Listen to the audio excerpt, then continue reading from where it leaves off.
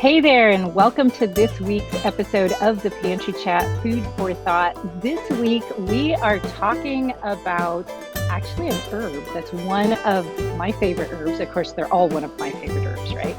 And that is elderberry. This is such a great herb to know about and really to get to know because so many of us actually have it growing wild in our area.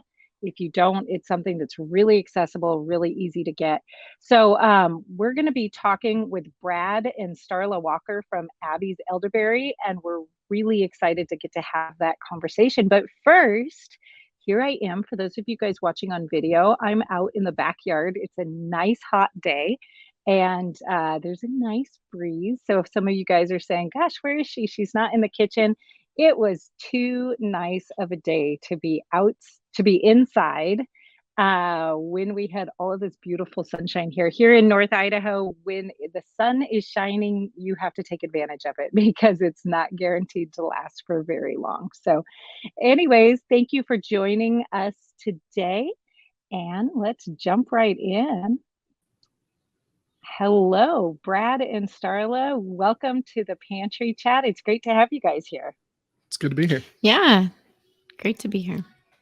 Good. Now, you guys are in, tell us about your spot and what you're doing. Give us a little of your background here. Tell us about your family and put it all in context for us. Go ahead.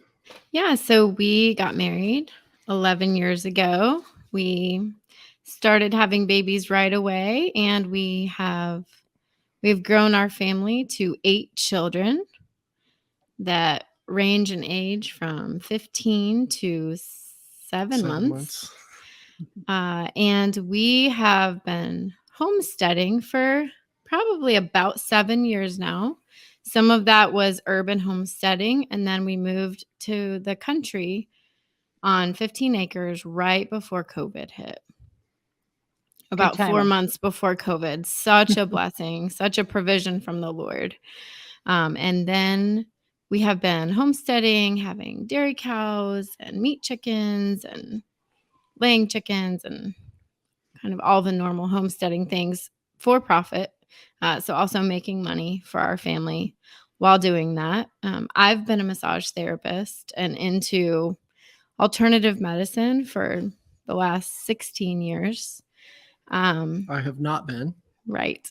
So I kind of have brought Brad along into that vein over the last 11 years. And then about a year ago, almost exactly a year ago, we bought Abby's Elderberry from a good friend, John Moody. Wow. So that is an elderberry farm. Is that right? So we do have elderberry on our farm, but we bought it with. We've been doing elderberry on our own. Starla started making our own elderberry maybe 5, 6, 7 years ago, give or take. But we moved out here. I've been a pastor vocationally for most of our marriage. And we bought it out here just to become a little bit more. We started raising food, animals, just to take control of our own food. And then I kind of have an addictive personality. So once I got started with it, I wanted to do it bigger. And so we moved out here. We didn't even know we had elderberry on this property, actually until recently. So we have wild growing elderberry, and we're working to cultivate. We're getting the genetic strain from John, who started Abby's Elderberry, and so it's all been an interesting journey for us. Okay, that's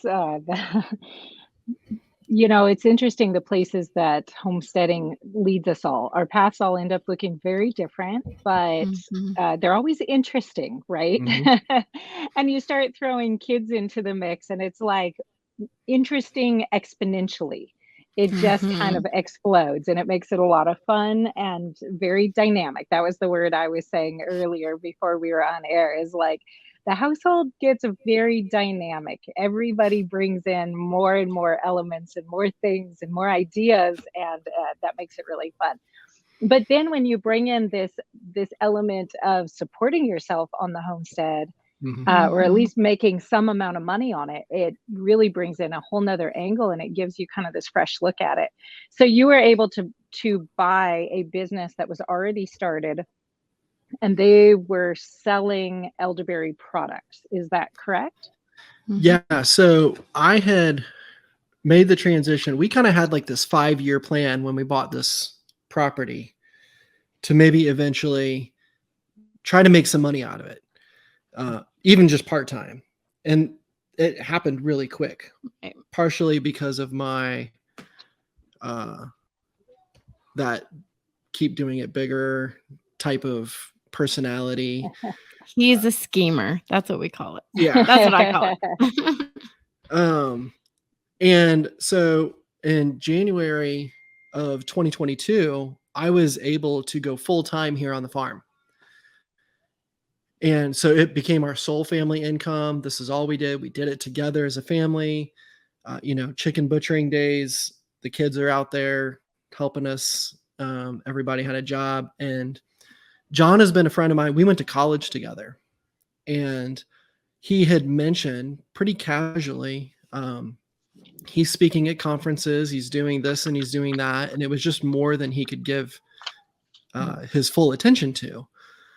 And so he was looking for somebody to take it on. And we heard that. We talked it over really quick because we knew it wasn't gonna, and we jumped on the opportunity. And John's been extremely gracious and helping us and helping it move forward and leading us along the way and letting us carry on the name of the product that he built and started, and supports us whenever he can. So yeah, so we were able to buy that from him and keep running with it. So we're going to get into the health aspect of elderberries here in a minute, but I just want to pull this out because I know a lot of our listeners are kind of in a place where maybe they're dreaming about the idea of making some income off of their homestead. Right now, for most people, homesteads are kind of like draining the bank. Like they're like, how can it cost this much to grow tomatoes, right? And so we're all trying to figure out how to make it not cost a bunch. But then there's this next level dream of like, turn it around and let's make some income from it, which is very doable. But you're saying you guys had a 5-year plan, and I mean, did that happen in 2 years, in 3 years? That kind of like happened faster than maybe you guys were even expecting. Yeah, I think next year would be year 5 because we've only had this farm for 4 years. So it was a 2.5 year. Yeah. 2.5 at the most. So really what happened is COVID. Yeah. So we have a lot of children, and the government, for better or worse, gave us a lot of money because of that, all the stimulus. So we just put that right back into the farm. And so instead, that allowed us to have a buffer for him to go full time. And we were able to invest it into some livestock that really... And infrastructure like us. Pasture fences and things like that. Yeah. So what was a horrible time in so many ways really ended up being a providence from the Lord for our family. And then we also just took the leap of faith. Like we feel like this is where God is leading us, and we're just going to make the choice to go there. And God really has provided.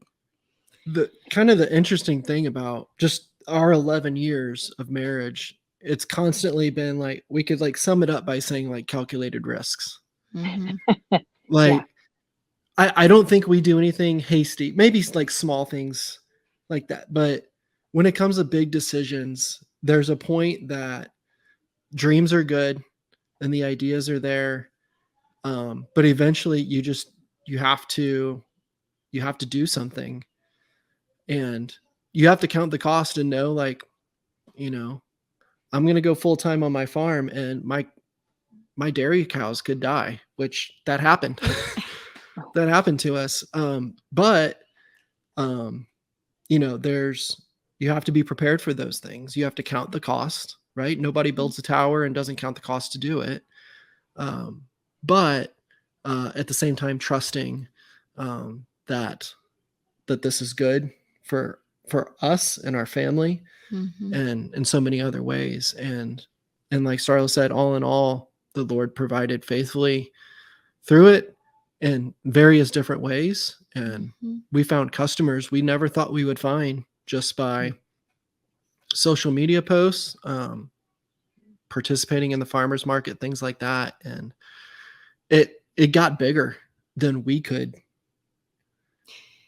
People want to support local farmers, and they want to support our family in particular, and that has really been evident and abundant. And we have multiple revenue streams. I bake bread and make bagels that we sell on our local market wagon. I'm a massage and do some massages out of our home, and we do honey, and we just have and that's the blessing and beauty of a homestead, is that you really can have so many different revenue streams coming from work that you would be doing for your family anyway. You can just bump it up a little. It's just as easy to make 8 loaves of bread as it is 4. Yeah, they all fit in the oven. That's great. Well, that was going to be my next question, is what all do you guys sell off of your homestead, produce and sell? So we started with soap, right? That was one of the first things. But initially we started, and if I can kind of tell you the snowball for me was, we started just raising some meat chickens on a 1/4 acre in the middle of the city. Her idea, my addiction. And we would have families over for dinner, and that's what we would give them. Like, we would feed them one of our chickens, and it would be like, oh, this is the best chicken we've ever had, and can I get one from you? And so we would sell them a chicken. And then the schemer in me says, I can sell enough of these and then my chickens are free. You know, my family eats for free. And then it was like, I could make a profit off of this. So we started doing meat chickens. When we moved out here, we kept doing meat chickens. We got some pigs, so we were doing pasture raised pork. Right. And eggs has always been a part of the game for us, but And eggs are, you're not going to get rich doing eggs. You're not going to pay your mortgage even doing eggs, much less get rich, unless you got just thousands and thousands of chickens. Yeah, milk is really where you can make some good money. So we got, at one time we had 4 Jersey cows. I was milking twice a day. And at one point I was selling 50 gallons of milk a week. So we were doing pork, meat chickens, soap, the milk. Did I already say that? I think that's kind of the gist. That's mostly it for then. So right now, currently we don't have any milk, any dairy. We are taking a break for a while. We had a few cows die, and it was just traumatic for us. And so we're going to take a break and try again next spring. So for the past year, our focus has really been the elderberry. We've been blessed with productive beehives this year. Yep. So honey has been a good product for us. And then Starla's doing her massages still. And sourdough. Those are the main things we're doing right now. Well, I love that. I love that you're really actually following kind of the homestead model and just, selling what you're producing, selling what you're able to do right there. And, that just makes it so doable for people. It's not even like you have to go, be the best pork producer in the area. but to just start selling your excess or what you can do a little bit more of. You know, you can make a little bit more bread, you can maybe raise a few more chickens and see where that takes you. And it's a great way to kind of wade into the idea of making a little income. But I don't want to spend all of our time here because today we're really talking about elderberries, and I'm excited about elderberries because I have also been, working with elderberries as medicine for many, many years. And in fact, it was one of the first uh, foraged herbs I think that I identified where I lived in Southern California, even when I was in high school, like long time ago, forever ago. And, started foraging those and making medicine out of them and finding all sorts of fun things. And at this point, we do all sorts of fun things. I will one day tell you guys the story about the elderflower champagne that I made one year that the guests had to like put a raincoat on and catch it when we opened it because it was so explosive. We've had a lot of fun elderberry, elderflower experiments around here, but I love it because it just fits into this category of medicine, food, tonic, like everything. Everything, It's yeah. so accessible. It tastes good, so kids love it. It is free if you go forage it. It's phenomenal medicine, like, and you can top your pancakes with, syrup. Like, where do you get such versatility out on the roadside? Like, I just really love this. I feel it's kind of like the gateway herb, like into the deep dark worlds of herbalism. Of herbalism and foraging. So I really like it. So I want to dive in there. But so let's start off really quickly. What is elderberry as a plant? I mean, obviously, somebody who came to this and they're like, I don't even know what elderberry is. They've picked up the fact that it's a plant that you can pick wild around the place. But what is it? Explain a little bit to us. Yeah, well, I'm actually surprised the amount of people that I talked to. Even had a meeting with the distributor for our brand, and he's like, "I've never heard of this stuff. Like, I've never ever heard of the word elderberry before." So it's so around here, especially, it grows really wild. I mean, it's everywhere around here. It's along every corner, the edge of every cornfield. It's on the side of every road. We've got it on our church property. And it's just a big bush-ish type of thing that has these amazing, beautiful white flower clusters around the month of June. They're really easy to spot because they have these beautiful white flower clusters. And then once those turn into these berries, these tiny little, I don't even know how big would you describe an elderberry? It's not even pea-sized. Yeah, smaller than a smaller. pea. Smaller than a pea. These beautiful purple berries. And yeah, all the things that you said, like for thousands of years have been used and have just recently fallen off the radar completely. And thankfully it's making a comeback.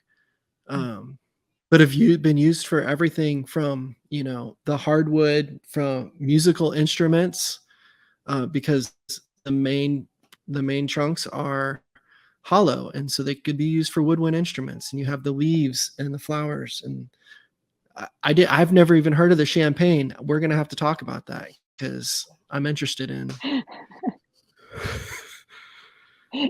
It's explosive. I'll just tell you that. At least the way I made it was explosive.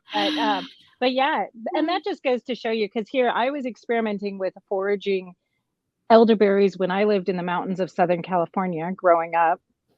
Here I'm in very far north Idaho, and I'm like, oh yeah, we've got elderberries all over here.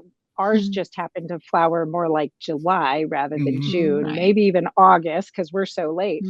And here you guys are in southern Indiana, and you've got them all over there.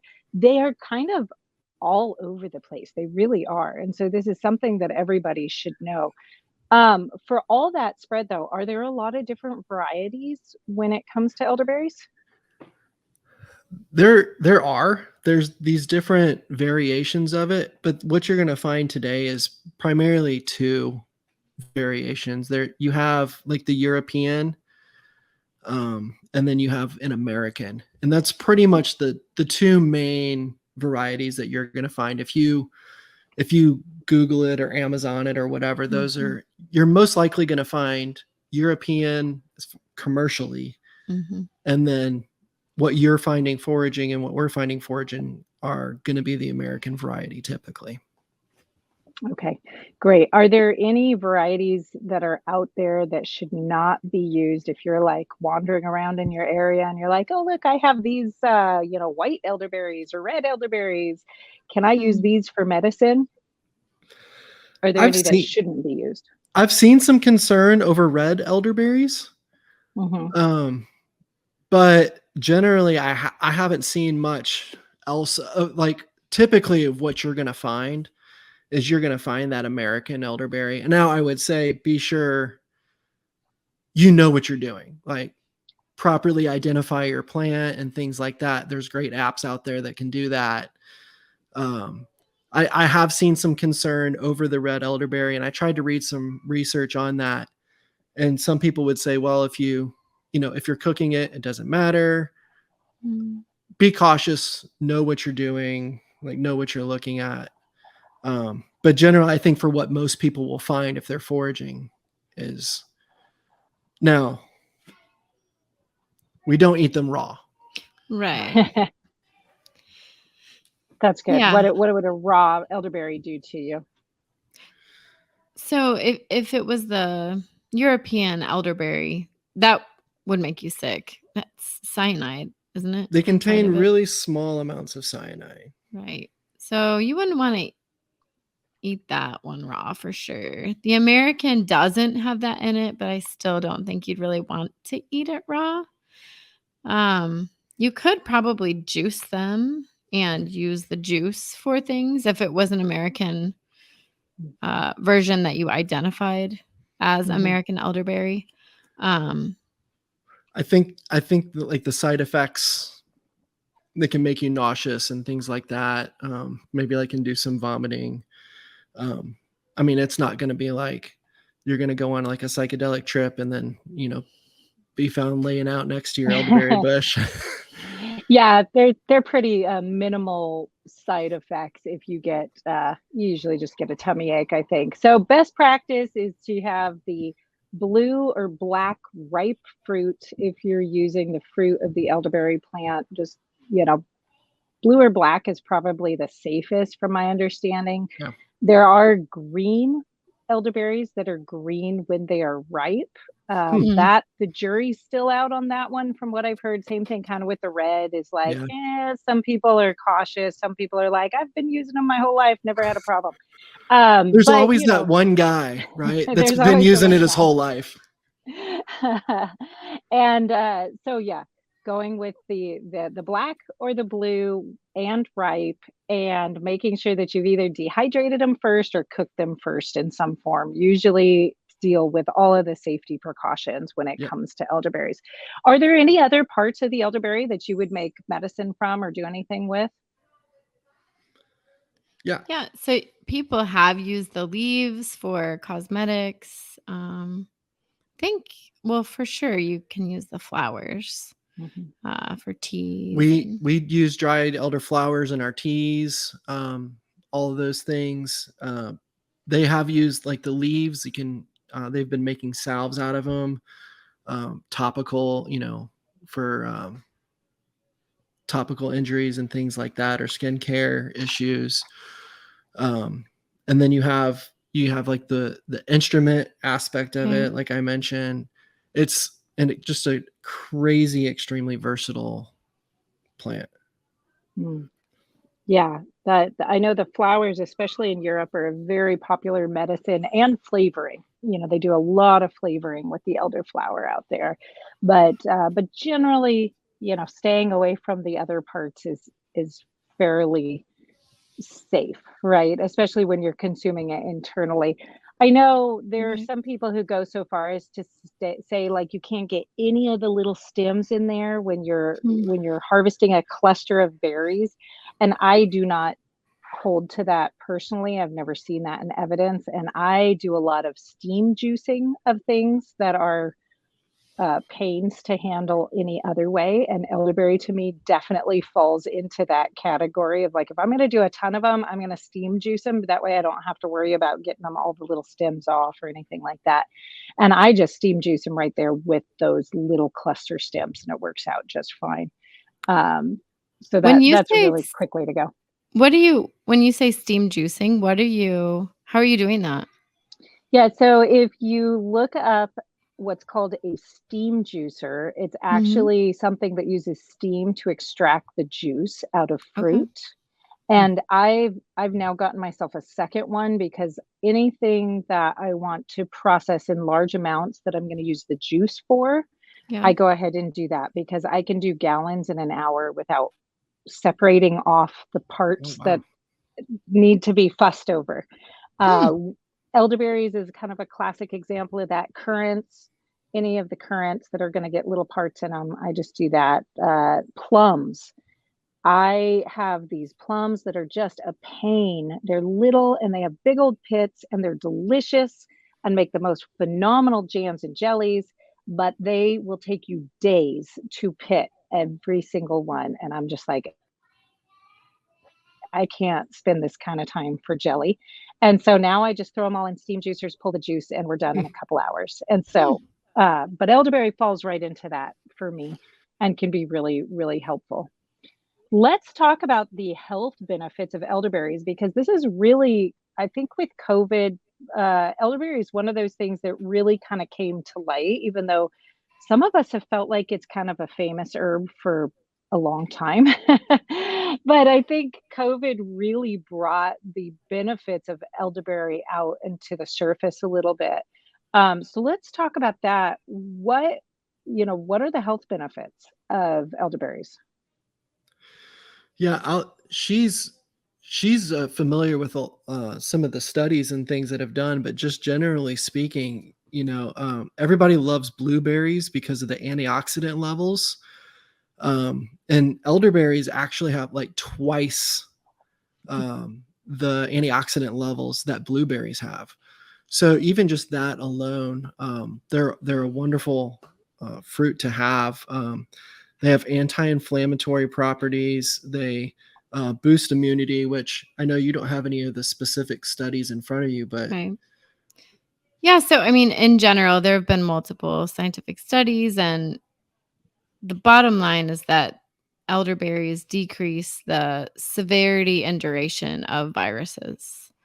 That's what they've discovered. And if you talk to anybody who especially has a handful of children, that's what they are going to find is that it really does. It takes what could be a 2 to 6 week virus, and it really usually for us, a couple we days. also take a few other things in addition to the elderberry. But things that used to last for 4 weeks last for 5 days usually in our Mm, family. yeah. So it really does help decrease severity and duration. It also really helps with upper respiratory infections and viruses. Mm, Um, Which is why I think it got such good press during COVID, because they did studies during that time. The COVID studies are minimal, but the respiratory studies are pretty substantial that they've done, um, showing how they serve those who have like upper respiratory infections and things like that. for people who would need other help outside of, rescue medications, it basically keeps them from needing the rescue medications when mm, they are taking elderberry, which that's a huge deal. I mean, you mhm, could save thousands of dollars and keep yourself basically almost in homeostasis instead of needing something to mhm. really bring your body back into what it should be. Which we have that Anyway. personal experience. One of our daughters would have to do breathing treatments and things like that, she would have what would seem to be close to like anaphylactic responses at a certain season.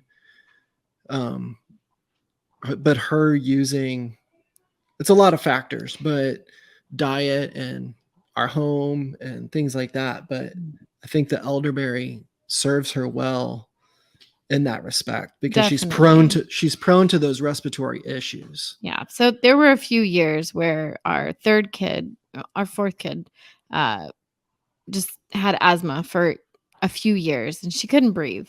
I was a hippie crunchy mama already. And then my kid got really sick and I thought, how can this be happening? And the Lord really used that to humble me. So I'm thankful for that time, but it was pretty horrific. And through we tried the traditional medicine route second, and that still didn't help.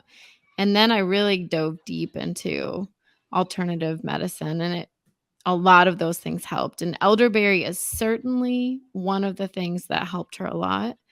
But I would say, especially the recipe that we use now and sell is amazing. It has so much ginger and more elderberries than maybe the normal recipe would have.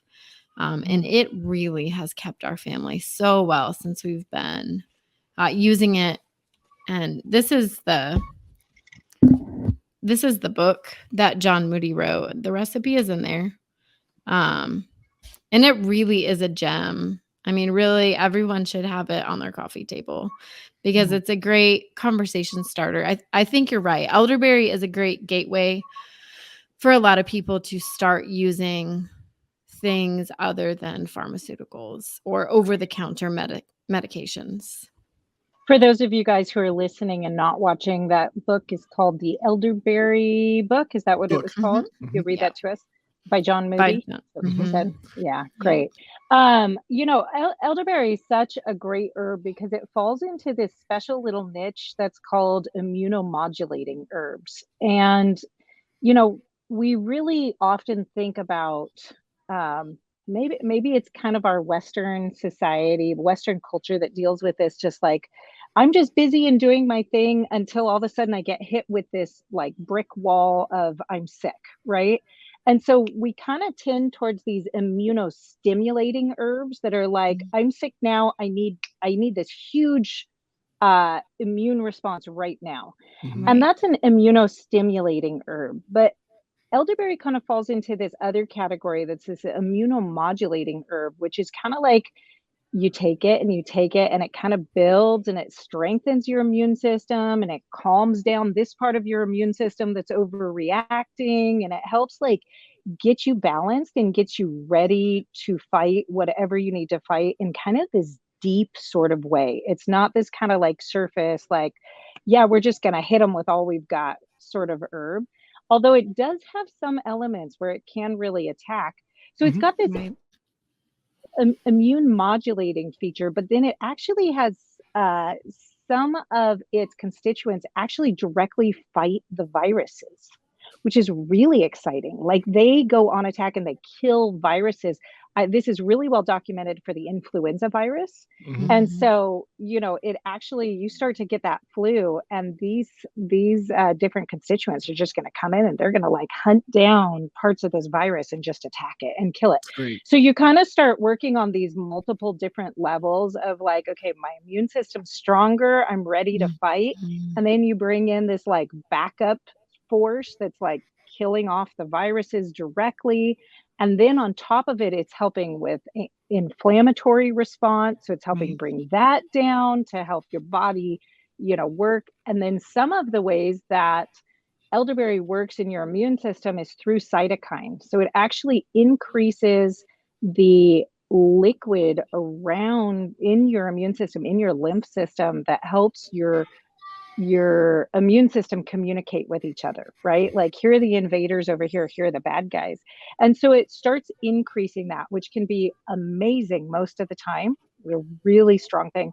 However, there is some concerns that those cytokine responses can actually create additional breathing problems if you already have really deep, heavy lungs from a really bad cough, because then all of a sudden it's your immune system with the help of that elderberries bringing in extra liquid. And you're like, that's the last thing you need in this really deep, heavy cough. So I know at the beginning of COVID, there were some herbalists that were coming out and going, oh, don't take elderberry for COVID because the cytokine storm possibility. And there are others saying, hey, this is just totally fine. Did you guys find this to be a real issue with cytokine storms and cytokines during this time? No, I don't think we've really seen it be an issue. We've read and seen the concerns that are out there. But it doesn't seem that it's like an overwhelming real concern. And the thing that we've seen is, like, especially if you're immunocompromised already, that might be an issue. Like if you have an immunodeficiency or something like that, that could be overstimulating and create that storm. But I don't think that that's a. So certainly for us, that hasn't been an issue. But we would just encourage people that, if you have an autoimmune disorder or something like that, you would just try elderberry and start slow. Don't take the maximum recommended dose daily. Maybe start with a teaspoon. Yeah, don't get sick and then chug a bottle. Right. Well, and we would recommend starting low if you have an autoimmune disorder. But really, we take it every day. Really, once the vitamin D levels really start to drop. So I would say October through March probably is when we take it every day, usually at least once. And then we take it a whole lot more if we're sick. And I think that's why the recommendation, kind of like what you mentioned, that if you're taking it consistently and you're not just pounding it once you feel your body get sick, then it doesn't have that like overstimulating effect, but your body is already used to processing this and knowing how to work with it. And we even have a regular customer of ours. She has lupus. And she recently got a report from her doctor that, I don't want to mess up exactly, but it was like she had like no detectable effects of lupus on her body for the first time since she was diagnosed. And the only thing that she could pinpoint that she had done differently was regular dosage of elderberry syrup.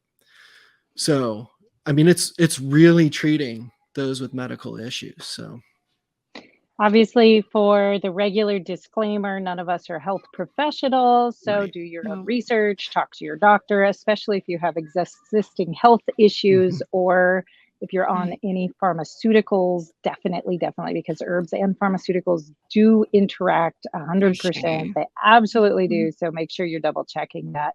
But, even back to the cytokine storm issue, that there's a really simple answer to most things in the herbal world, that if you start having a negative effect, stop taking the herb. We're not talking about a pharmaceutical drug that lasts in your system for the next 10 days. And you can't reverse the effects. So that even for COVID, the real eventual response was, if you get really deep lung problems, then back off the elderberry for a few days. And then once the lung stuff starts to clear up, go back on it. Then it's just fine, just in case that is affecting you. So it's kind of one of those things that, you have to know your body in order to work with it holistically, and you have to pay attention. I think this is particularly challenging for men in our society who are kind of told to like, oh, it's just pain, just ignore it, man up through it. And it's like, I have to be like, no, you actually have to pay attention to it and tell me if I'm going to help you. Like, what are you feeling? Are you feeling better? Are you feeling worse? Like, let's communicate with our body a little bit and know what's going on so we can react to it and help it out while it's trying to heal.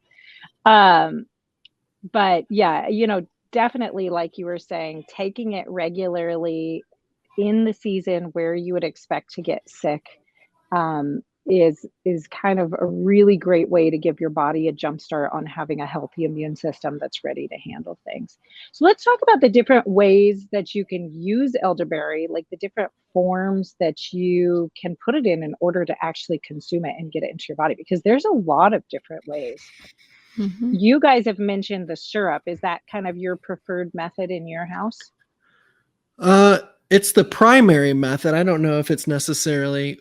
We foraged a couple weeks ago, me and my daughter, and we made some elder jelly, Ooh. and they destroyed it. The kids absolutely loved it. They would probably prefer that to be their method, although Mama doesn't, because it's really messy. There was elderberry everywhere. So it retains its staining properties even in jelly form. It's actually a really in jelly form. Absolutely. It's beautiful. Even when I was just cleaning out the sink, it's a really beautiful blue when you make it from fresh elderberries. So it is really pretty that way. But I think to be a little less messy around the house, probably the easiest way to take it is the syrup and either pour it on a spoon, or we actually just have pour spouts and we just kind of have them open their mouth and they're like little baby birds and we pour it in. But we have Squirt a little in. Mm-hmm. You can have elderberry teas. And so like I mentioned, you can use the flowers to make teas. You can use the dried berries to make teas. If you're making your own, like find your own favorite blend of tea and just add a little bit of, dried berries or flowers to it. We have tinctures. We make tinctures as well. And so those are other great ways to get, and they're really simple. They're simple. They're, like the teas. If you're a tea drinker, just add some elderberry and you get the benefits of your regular routine of tea plus all the benefits of elderberry, and it's a win-win. Yeah, that's a great way to go. I started having, I just didn't like the way my body felt when I had too much honey in my system. I could feel like a blood sugar spike, and so I was, resistant to that. So I started doing a stabilized juice with 10% vodka. So I just juiced it and then would stabilize it so it was shelf stable with just enough alcohol. So it's kind of like a juicier version of a tincture, right? And so that'll sit on the shelf and it's a little better tasting than the tincture. I love the idea of tinctures, but oh man, I just can't find myself sucking down vodka first thing in the morning in that kind of quantity. It just isn't going to happen. But yes, you have that. Of course, you have wine. Gosh, I sound like an alcoholic. Like, let's talk about all the alcohol ways to use elderberry, but it really does lend itself being in fruit form. You historically have this great elderberry wine. You have the juice, you have the tea.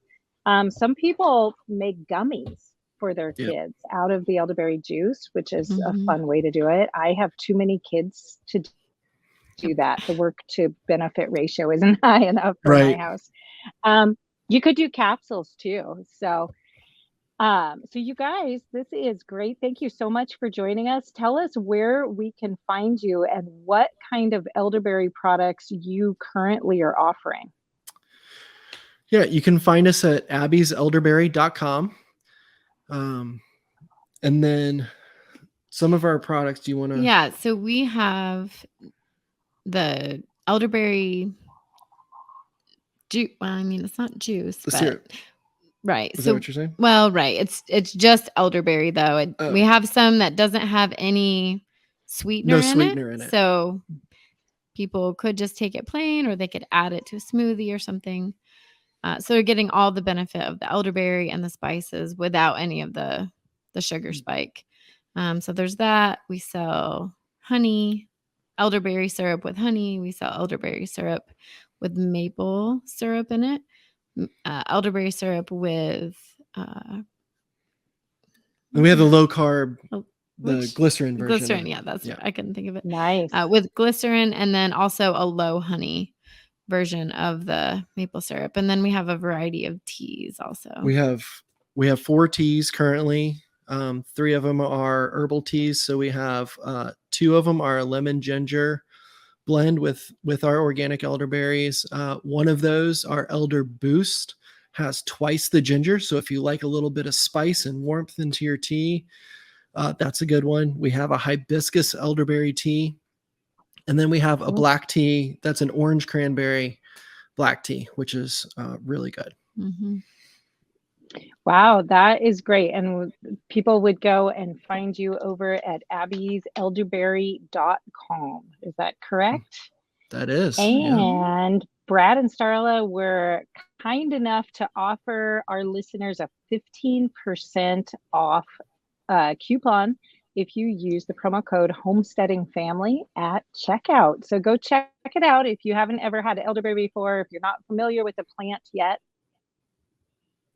While you're trying to locate it in your area, go check out their products, get yourself some on the shelf so you can try it out and experience the great immune modulating properties of elderberry, while you're waiting to make your own. So you guys, thank you so much, and good luck on everything that you have coming up and everything you're doing. It sounds like quite an adventure, but it's great to get to talk to you. Yeah, we'll thanks see you for later. having us. Thank you.